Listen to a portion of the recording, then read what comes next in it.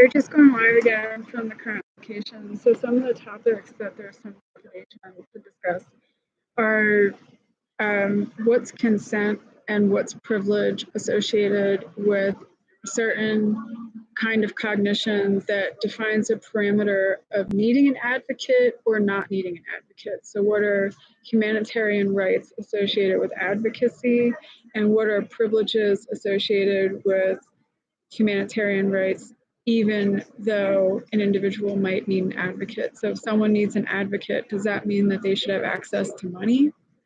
Because if their hierarchy of aptitude and cognition and inferential reasoning means that they can't make a choice on their own, then they don't go to a school that people that are capable of a different kind of cognition, like they don't have the same rights. They don't have the same kind of privilege. So that their category of like risk of harm to self and others, the theories of psychology focus on like Erikson, Pavlov, Maslow are some. No one really focuses on Freud anymore, the theorist Sigmund Freud. But and the experiments conducted by physicians that were categorized as Nazis, but there was like false narratives. They were calling death cult members the Nazis. The Nazi movement was not initially meant to hurt people. We've not been able to interview Adolf to get the true narrative as far as what the movement was supposed to be. Hypothetically, he's still alive. So the timeline is also an issue again. So these hypotheticals, to be so unsupported, we document consistently. But instead of focusing on an individual having the right to decide whether or not trust versus mistrust should almost be canceled out. This should almost be like the theory maybe should evolve to some people abuse trust and they're not to be trusted, not the question of are they capable of trusting. So distinguishing that some people deserve to be trusted but can't trust, and some people abuse trust. So psychopath and sociopath are almost, and then the next topic is so many people can't be trusted with privilege, but they're still not a sociopath or psychopath. So like, how is that better defined? And then the next topic is, well, we're seeing the short-term and the long-term effects, say fifth generation warfare. We're seeing copycat serial killers that have purposely tried to create people that aren't of the same capacity of cognition. And so they don't get the same privileges.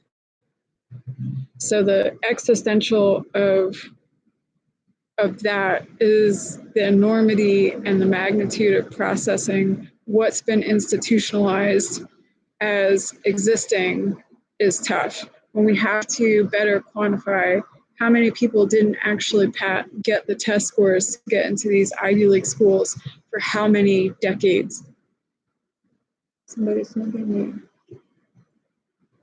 That's that work for Fortune 500 companies that have the title of physician. That, as far as the topic of espionage, the hypotheticals of that aren't to diagnose and prescribe. That's odor coming from? Where is that odor originating? What direction? Is the wind blowing the secondhand smoke? Because I don't see any car parked with the windows down with any passenger or driver as designated and defined by the seat of geographic location. I don't see any smokers near me. Where is that odor coming from?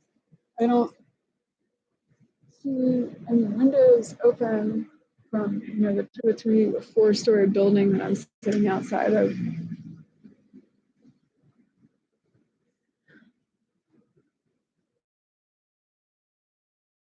Where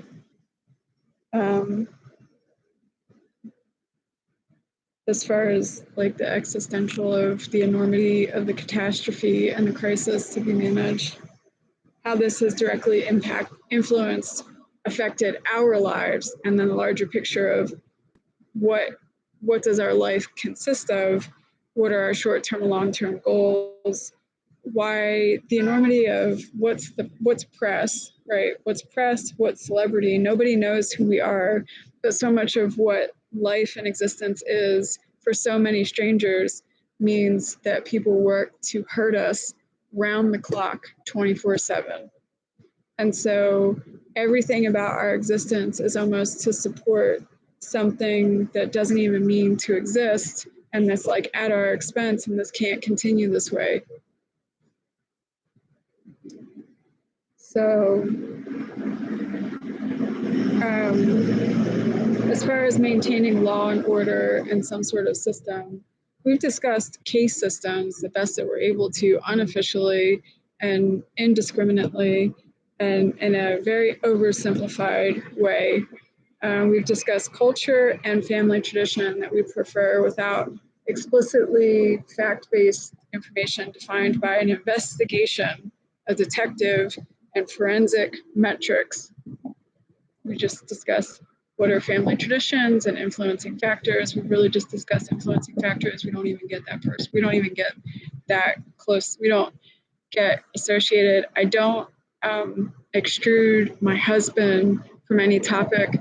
Some days to justify this kind of documentation is extremely tough because I don't extrude my husband or my husband and all of the family associated with our marriage. We don't, our relationship, we don't, even though we're each other's priorities, we understand that we want our family if we're able to have our family. I don't want to be forced to try to define or explain or defend something without cause, without reason, without necessity, but to remain with intention for what our goals are as a married couple forever. I don't extrude him. So I have to, and I say we because I'm married, I have to document. So even though I'm not seen accurately here, this is not the correct physical appearance, I still have to ensure that someone is getting the correct image. And so even though I don't see that, somehow that's still recorded and needs to get to the right place. And so as far as whether or not we have lab values, and just for so many reasons, this is why the language and what they try to do to my brain, this is why I have to document this way for so many reasons.